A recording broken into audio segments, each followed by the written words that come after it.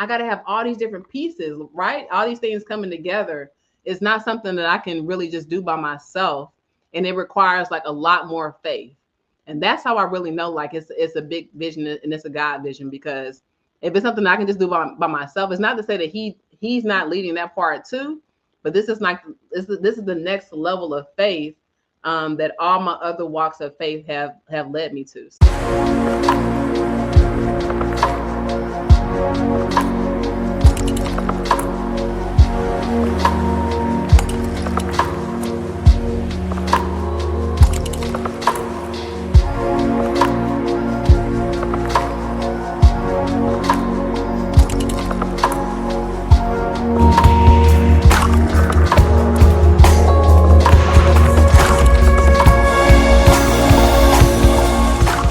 Hey, it's me, Lakeisha Poole, author and speaker, and also your host for Purpose Pep Talk. And I cannot wait for you to hear from my guest today.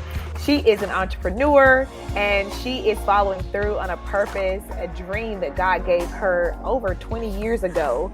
But y'all, she raised $5,000 in 2 days to support her business. And I don't want you to get caught on the money, but that's a big deal too, because that lets you know that wherever God gives you a purpose, he also provides you with the resources you need to pull it off. But I want to just give you a little background before we start our conversation. I have known Joy, who is the owner of Dig Deeper Fitness, for many years. And so randomly, I saw this post on Facebook. Oh, can you see it? It's a picture of her in a Panda Express uniform. And so, that caught my attention because I know that, she has always been posting a lot of fitness tips and health tips. And don't get me wrong, Panda Express has some healthy options. But I just knew her as this person who approached healthy lifestyle and health and fitness in a way that was very practical, very realistic. Like, she tell you the truth. Like, she's like, listen, you got to shift your diet. But she wasn't judgmental. She was always just kind about giving that advice. And so, y'all, this picture just caught my attention. And so the post in early January, it said, my birthday wish, 2024, the year I fully said yes to the vision God gave me 25 years ago in high school.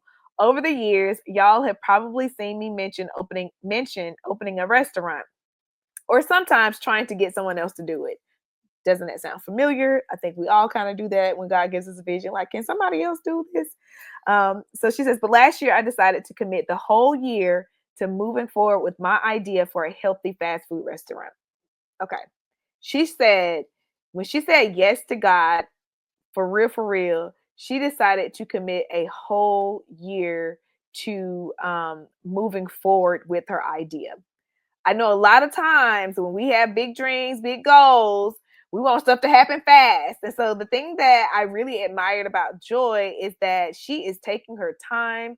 It is a very methodical approach. Just because you're moving in faith, that does not mean you need to move fast and foolish. You can be strategic about how you approach the purpose that God gave you.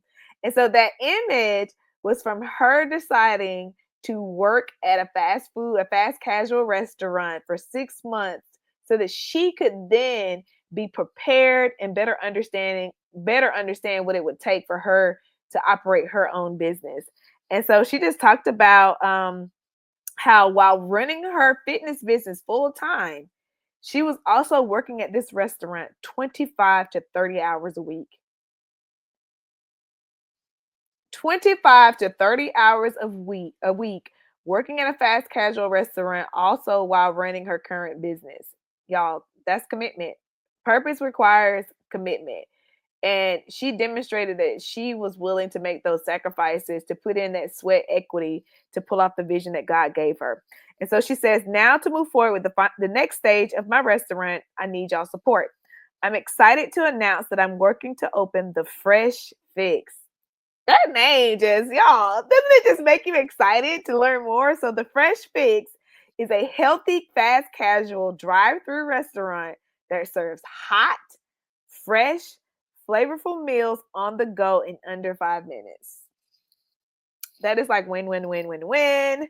So stage one. So she's in stage one, and I like that she's inviting us in the journey early on. Because y'all know a lot of times when people start a business or they do something, they just let you in after it's done, after it's finished, and they get to celebrate. And you don't get to see the hard work that it takes. You don't get to see the sacrifices and the humble small steps that you have to take to make it happen. But she's inviting us in on stage one, not just to witness the journey and see what she's doing, but she's allowing us to invest in her purpose. And so that's why I know you are going to enjoy this conversation, because you're going to be inspired. You're going to get some insights on how you can pursue purpose in a practical, step-by-step way. So y'all, let's get this Purpose Pep Talk started. Okay, I just want to say welcome to Joy. She is joining us on this Purpose Pep Talk. I'm so glad to see that you're here with us. Thank you so much for having me. Like I said, I'm excited. I'm ready to talk about all the things. So, yes, Yes, thank you so much for having me. yes. And so, as I mentioned, Joy and I, we actually met many years ago at a conference called Traffic Sales and Profit. Shout out to TSP Community TSP for in the building. bringing amazing minds and business owners and entrepreneurs together. But y'all, I'm excited today to talk to Joy, because she is actually on a path of purpose that I think is inspiring to not just me, but so many other people. And so we're going to go back to the origin story when you were gifted with this idea or this dream of owning a restaurant. So can you take us Yeah. back to that moment and what it felt like? Yeah. So, y'all, we going back to the 99 and the 2000s for real. Like, I graduated high school in 2000. And I was a senior in high school when I really started to get like really, really serious about health. And that's a whole nother backstory. But just to summarize, I grew up in a house with my grandmother, who was diabetic, who I had been living with since I was 9 when my parents separated. And that just kind of got me interested into like, hey, like she having to stick her finger every day, you know what I'm saying, to take her blood sugar. I don't want to, whatever she got going on, I don't want to have to do that. So that kind of like sparked my interest initially. But then as I progressed over the years and started learning more about food and nutrition, I started taking it more seriously for myself. And so my senior year is when I really started to kind of look around and see how we were eating. And, you know, like fast food was big. You know, at lunchtime, we're eating like chips and Fruitopia, you know what I'm saying? And so I'm like, man, it's not really a healthy diet. And I had also done a research study because I used to be what I call a professional lab rat. So here in Texas, we have like the biggest medical center, I think, in the world. And so they're always doing research studies to, you know, study the effects of X on Y, right? And so I did a study that was, it wanted to study the effects of a low fat diet on your metabolism. Now, at the time, before I did the research study, I was eating like everybody else. Like my lunch was like hot pockets, you know what I'm saying?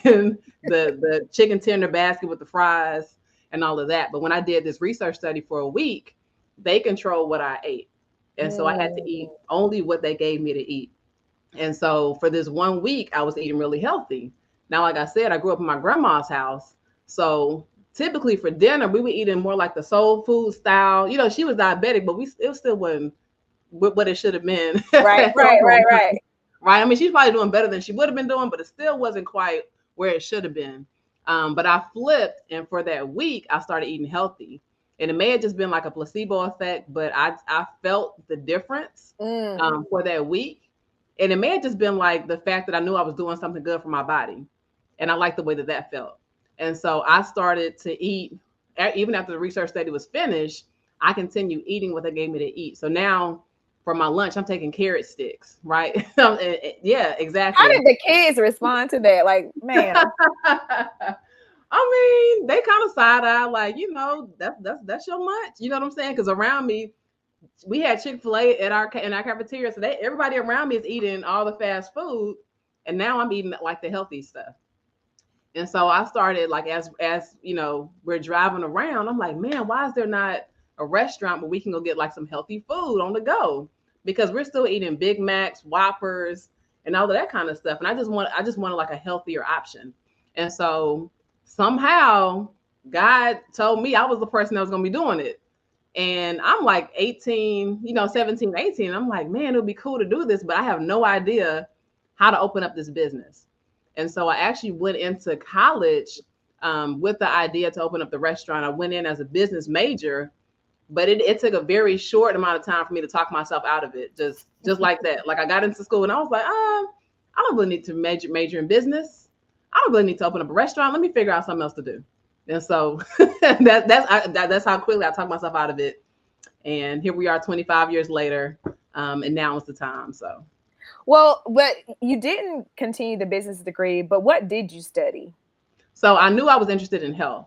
So I was first interested in nutrition, but because I kind of delayed, trying to figure out what I wanted to do, the nutrition major, like we have one of the top schools of nutrition in the country. And I went to the University of North Carolina.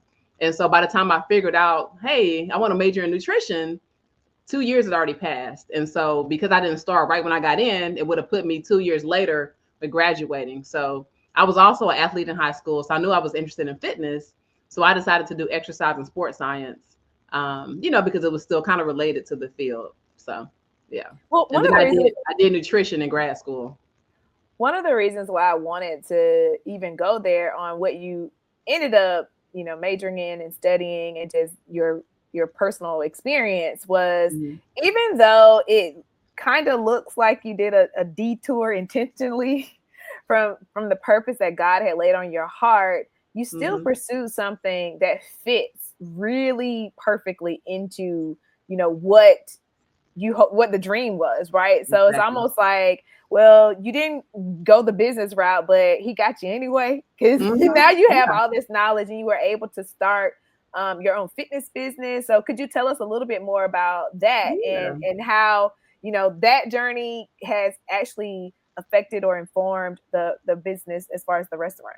Yeah. So, I mean, it actually worked out probably the way it was supposed to work out all along, because even when I changed majors, it wasn't like I knew at that point I was going to have my own business. I was just like, hey, I love fitness and health and nutrition. Let me major in this. So when I got into grad school, I had to go to grad school to become a dietitian because, like I said, I didn't do it in undergrad. So I needed a degree to become a dietitian, which is what I decided I wanted to do. But while I was in grad school, I needed some money, right? So I needed a part-time job. I needed a job with flexible hours. And because I had started working out in college, when I would walk around, people would always say, like, man, are you a personal trainer? And I'm like, me? Nah, I'm not no trainer. You know what I'm saying? Because at that time, that was like the Jillian Michaels and like the drill sergeant, like they yelling in people's faces. And I'm like, that's not my personality, right? So I'm not going to become a trainer. But again, I needed some money. So I said, well, let me just go ahead up the street to this Valley Total Fitness and just see what it's all about. So walked in the door. They asked me a couple questions and they said, sure, you can go ahead and start just like that. And so that was 2008. Decided to get that work in fitness as a trainer on the side. But when you work at a corporate gym, they get most of the money and you get the scraps, but you're doing most of the work. And so when I realized my clients were paying them between $60 and $80 a session, and I was getting like 15, I said, no, I'm the person doing all these cold calls. I'm the person that's walking around the floor, pulling people off the machines, asking like, hey, let me help you maximize I was doing all the work.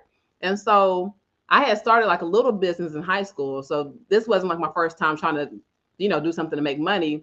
But I was like, well, let me see how I can do this personal training thing for myself. I have the talent. I have the degree. I'm already hustling. Let me just hustle for myself. And so I started calling gyms around Atlanta to see, hey, if I bring my clients there, how much would you charge me?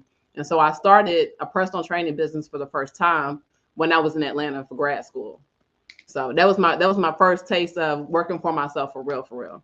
Right. Yeah. And I mean, like I said, all the pieces seem to fit together. But while you were actually going through it, was that idea of the restaurant still kind of lingering in the back of your head? Were you even thinking about it, or did you think, oh, that's long forgotten? At that point, I was just thinking about getting out of grad school. I'm like, because that in and of itself was a whole saga. So I was focused on nutrition. And at that point, I was like, I thought I was just going to become a dietitian and just do that for the rest of my life. But my last year of grad school, we had to work on a business plan. And I didn't even remember this until a few years ago. But when I started writing my business plan, I started writing a business plan for the restaurant. And so the first page is like an executive summary. And I have a small paragraph while I started working on the restaurant. This is back in 2009, somewhere around there. Started working on the restaurant. Then I was like, X. And instead I wrote a business plan for what was called the Joy of Living. And it was a nutrition consultation business where I was just going to be a dietitian. So yeah, every so often it would kind of creep into what I was doing, and I would exit out and I would move on to something else. So, well, what I guess made it pop up this final time? I won't say final time, but this most recent time to let you know, okay, it's time for you to get back to the vision. I mean, it just keeps coming up like every couple of years, right? And so it got to the point where, like on Facebook, I would say, man, somebody should come out with a healthy fast food restaurant, and I would like try to give the idea away to other people because I'm like, I just want the food. I just want to be able to go to the place. If someone else does it, I don't have to be the one to carry this burden. So I would just give the idea away, and nobody has done it. And so I actually started working on it for real in 2020 in January because there was looks like you're frozen. Can you still hear me? I can still hear you. Okay. So there was I started working with the Small Business Development Center through U of H, and they sent an email entitled How to Open a Restaurant. And something in me was like, man, listen, this is the time. Like, go ahead, go to this seminar, at least just find out what's required. And so when I went to the seminar, they started off like trying to weed people out. And they were like, hey, if you want to be able to go to your son's soccer game, if you want to be able to go to your daughter's basketball game, if you want to be available for your family, don't do this business. And I was like, man, okay, cool. I was looking for an excuse. Okay, cool. X me out again. You know what I'm saying? But then I went to another one, and I said, okay, let me just absorb this information. And then COVID happened. And so I was excited. I'm like, okay, cool. I don't have to do it again. I don't have to do it. But this final time, what happened was I'm in my business at this point. This is 2021.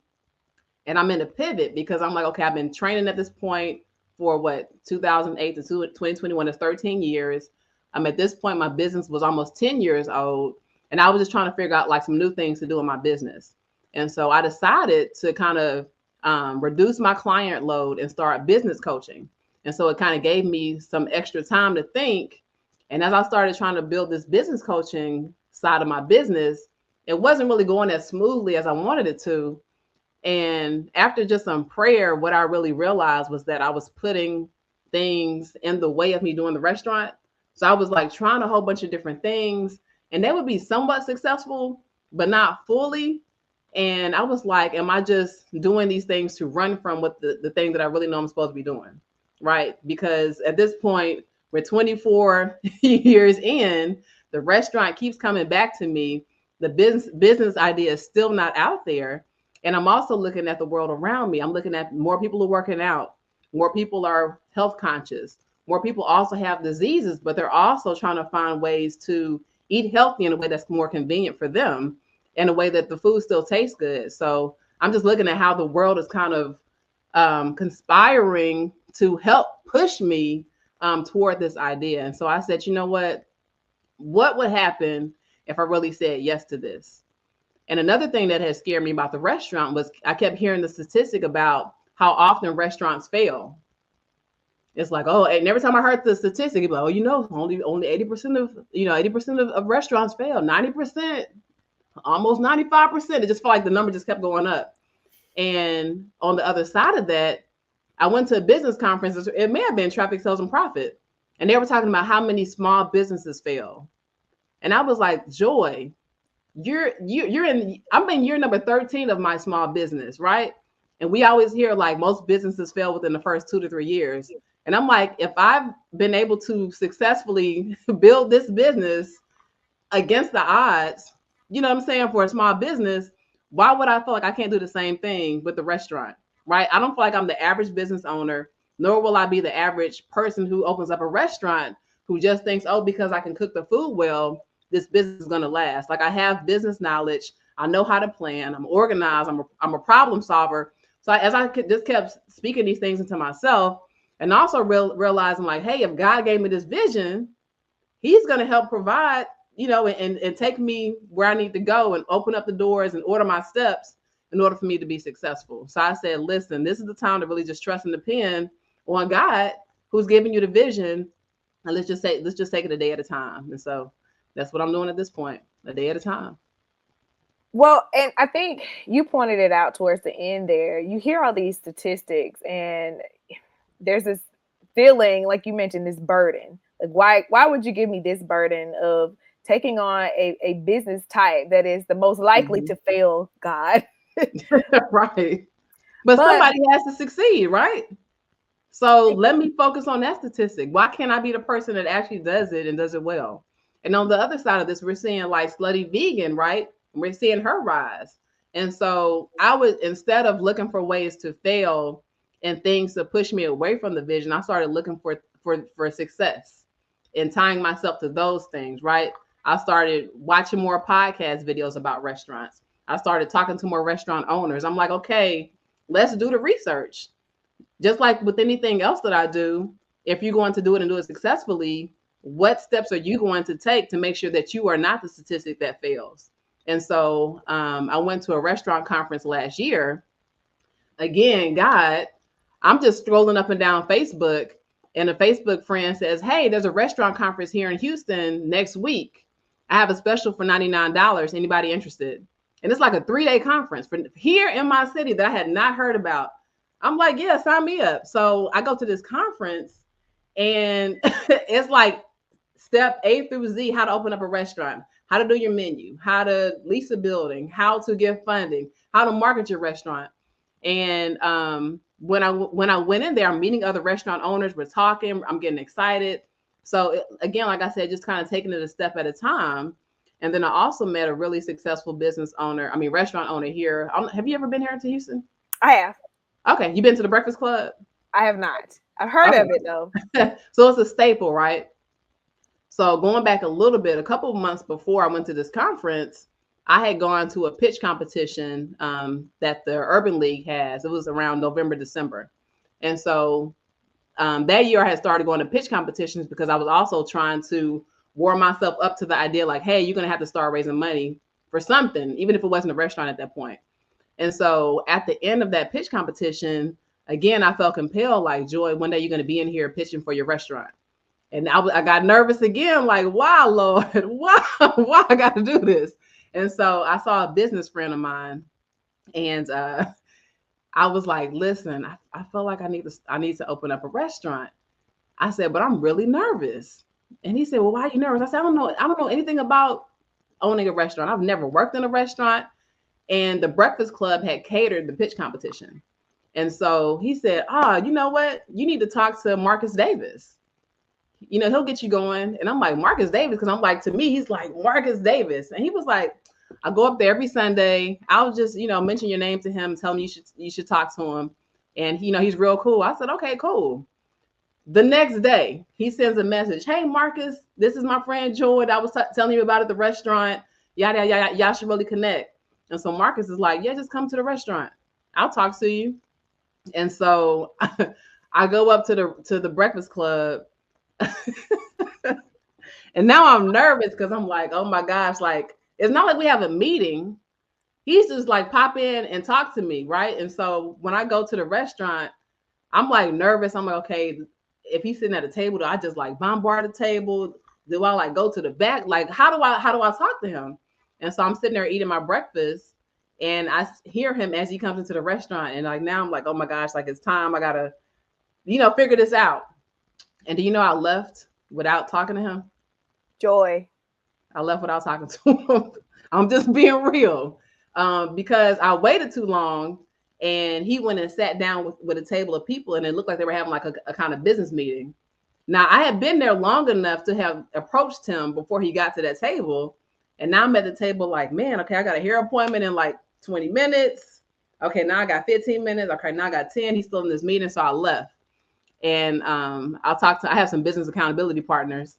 And so they were like, you going back to that restaurant? I'm like, well, why? Like, maybe it just wasn't meant to be. Again, I'm like looking for any excuse. And I went back like that next week.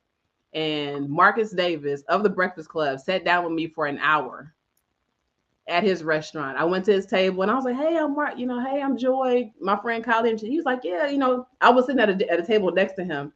He said, "Bring your breakfast over here. Come sit down." Talked to me about my idea. Told me, "Hey, listen, if you have not worked in this industry, at least work at a restaurant to even make sure that you enjoy the industry, right? Because you can be doing all this work, get in here and decide like I don't even like this." So he was like, at the minimum, go work at a restaurant. And on the flip side of that, I had already applied at Panda Express, but because I'm such an honest person, I had given them too much information about myself, me owning the business, me having a master's degree. You were overqualified a little Yeah, bit. so they was like, "She ain't working here." You know what I'm saying? So I said, "Well, I already applied and they haven't called me in for an interview." He said, "Well, what did you put on your application?" I was like, I got a master's degree. I've been owning my business for the past 10 years. He said, "Don't tell him that."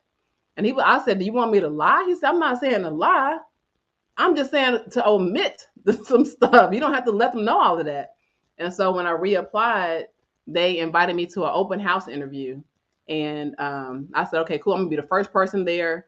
I wore their brand colors from head to toe. I was Panda Express down to the side, down to the shoes. My shoes were red, black, and white. I had on my little white shirt. I was trying to look young, so I had my hair up in like a little half ponytail. And I was the first person there. So it started at 10. I got there like 9:40. I brought a book because I was like, I want them to ask me what I'm reading about. So I had like the whole thing playing in my head. And so I was the very first person that the manager talked to. And I knew by the end of the day that they were going to hire me.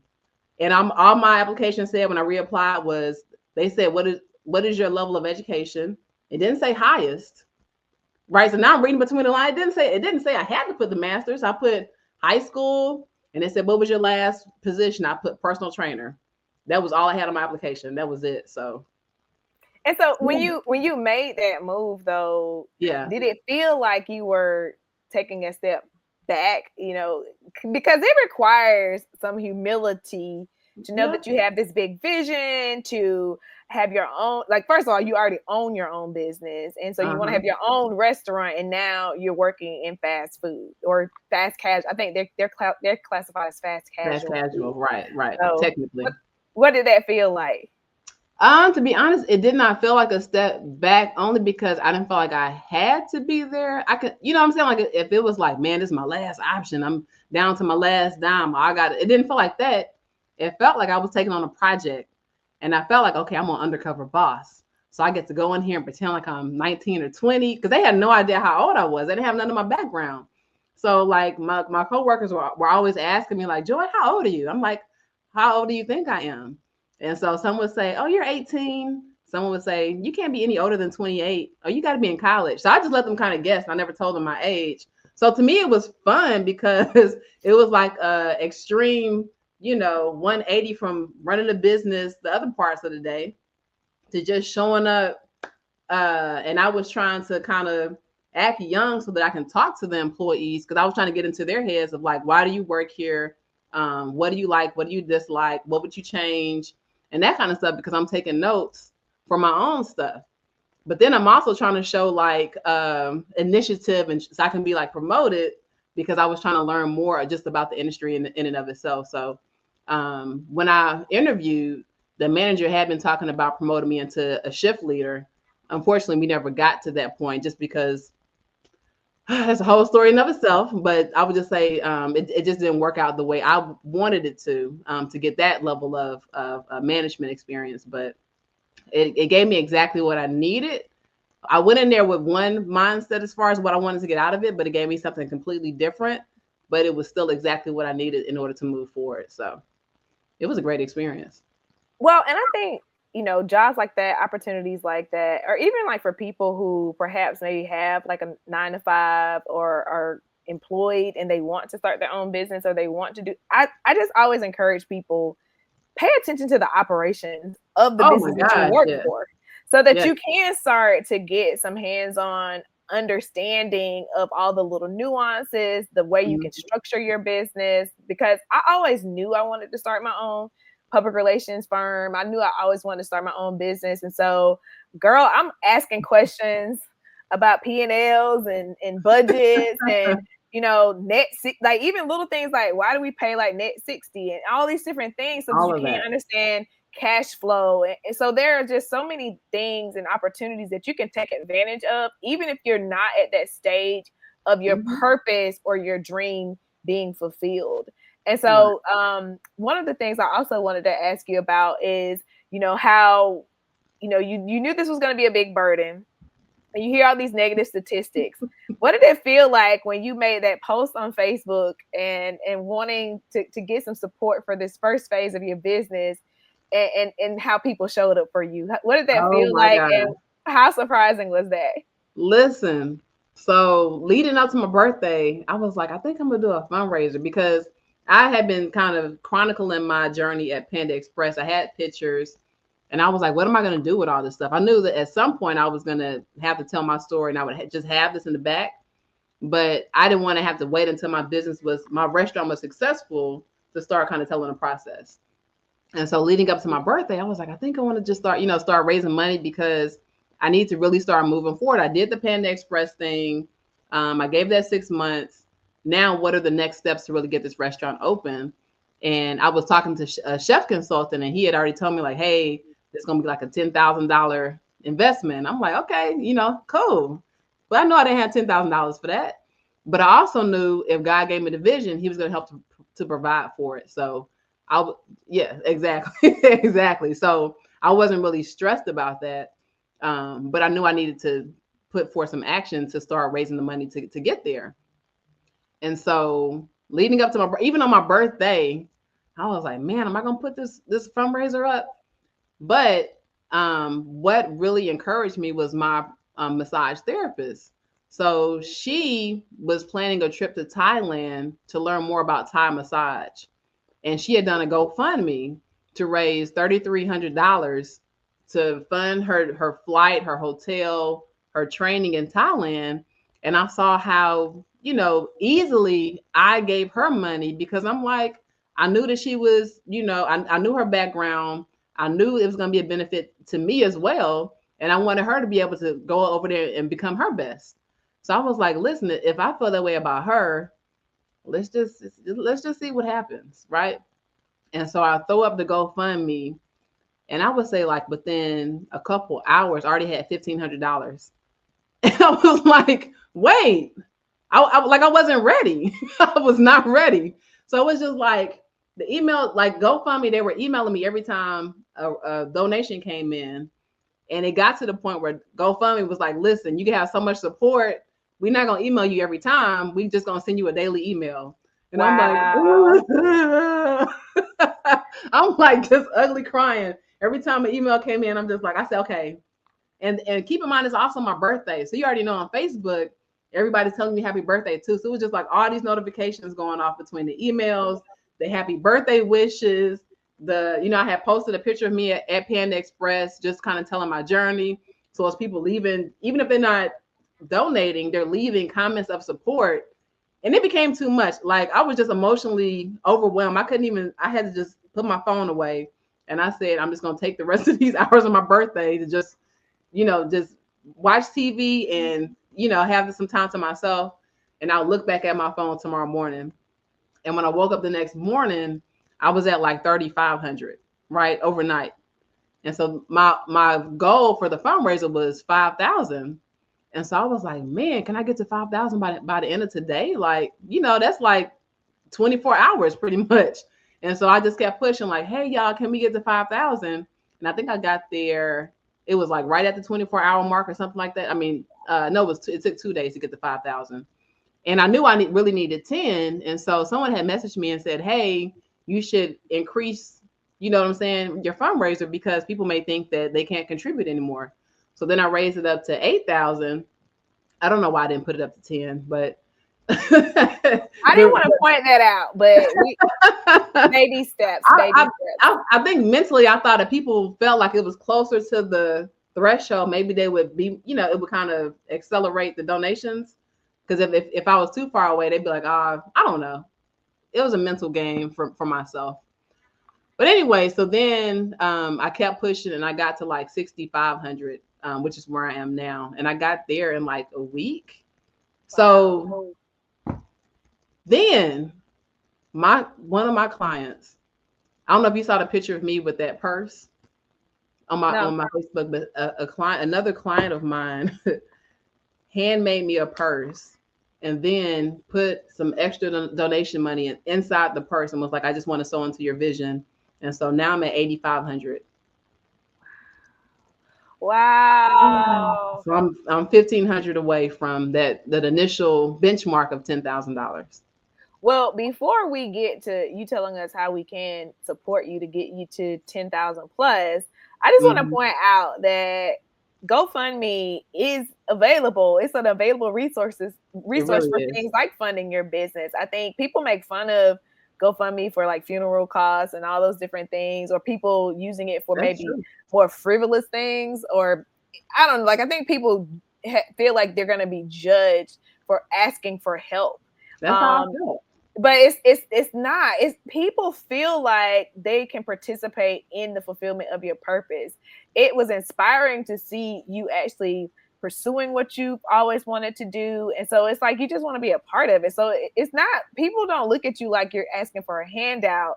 They really look at it like, oh man, I can invest in something that I actually believe in. I can invest in a person I actually believe in.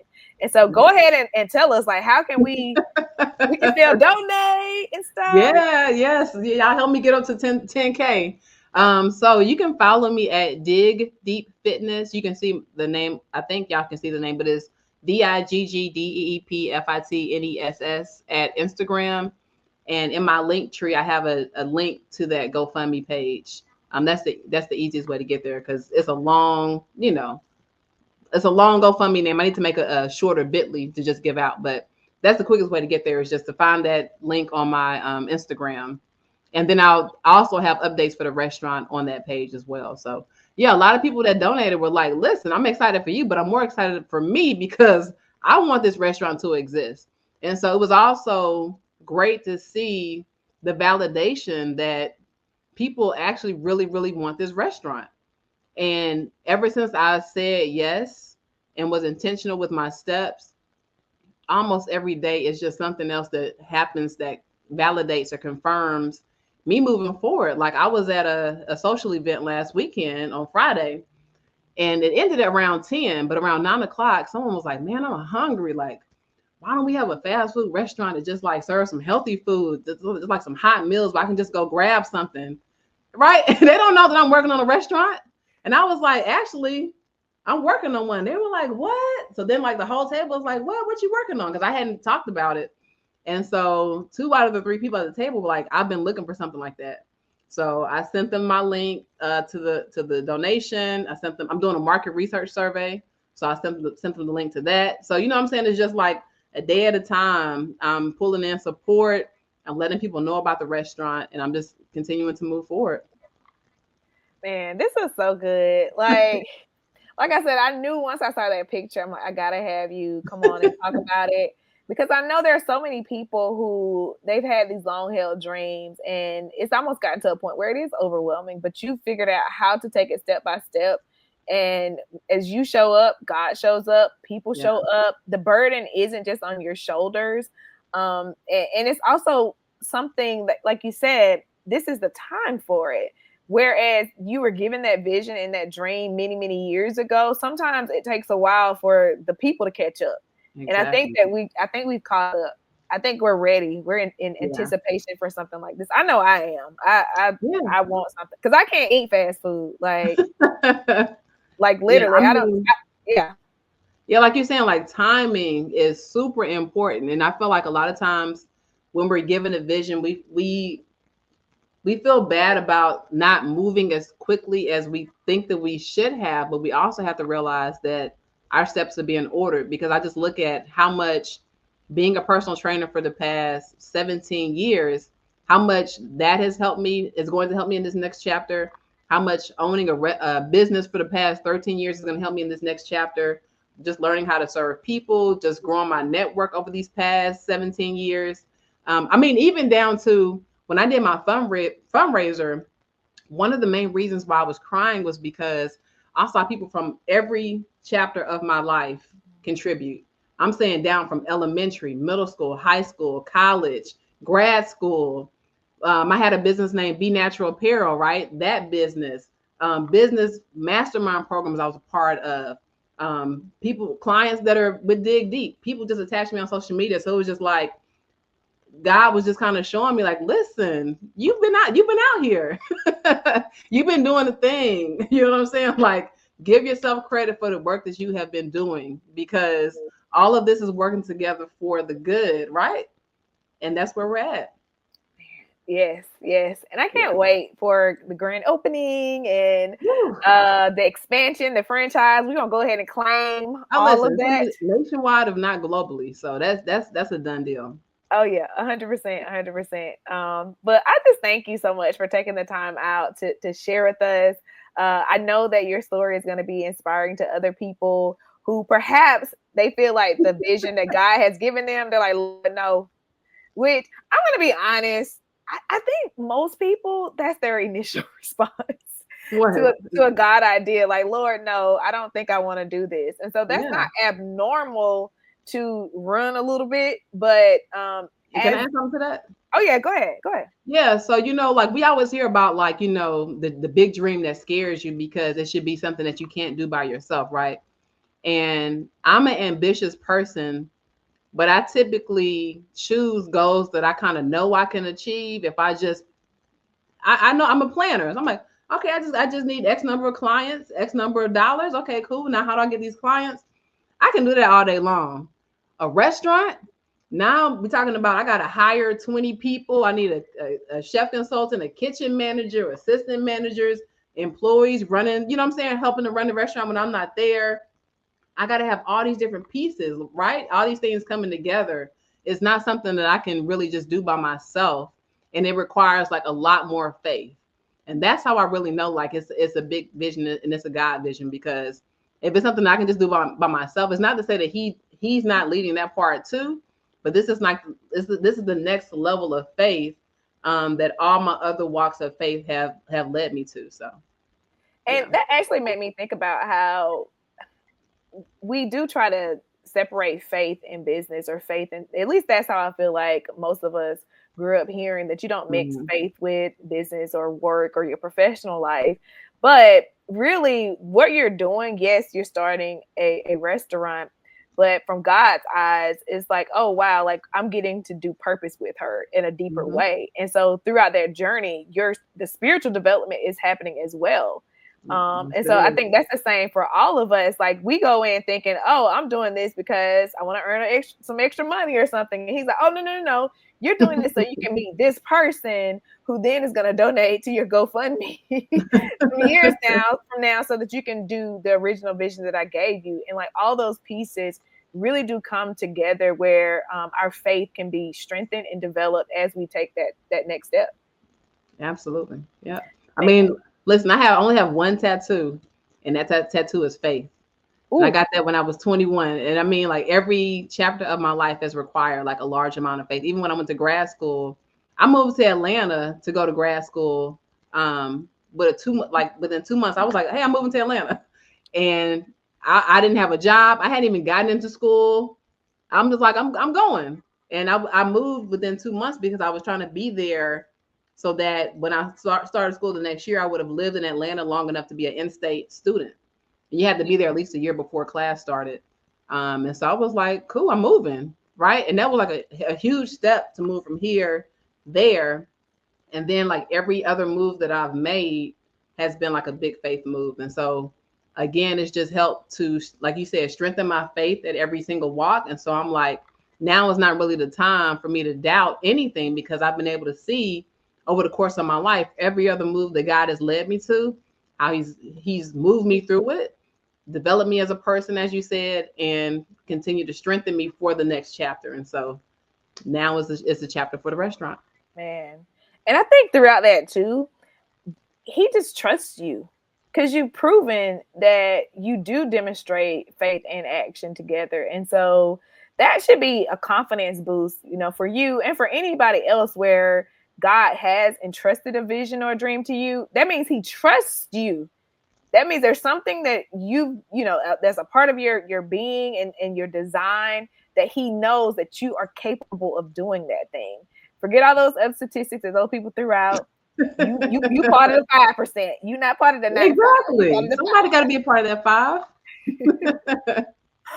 Oh man. Well, I know we could go on and on, y'all, because y'all know I love to talk about faith and fear and all those different things. But I hope that everybody got like some really good gems out of this conversation to inspire you to take the next step in your purpose.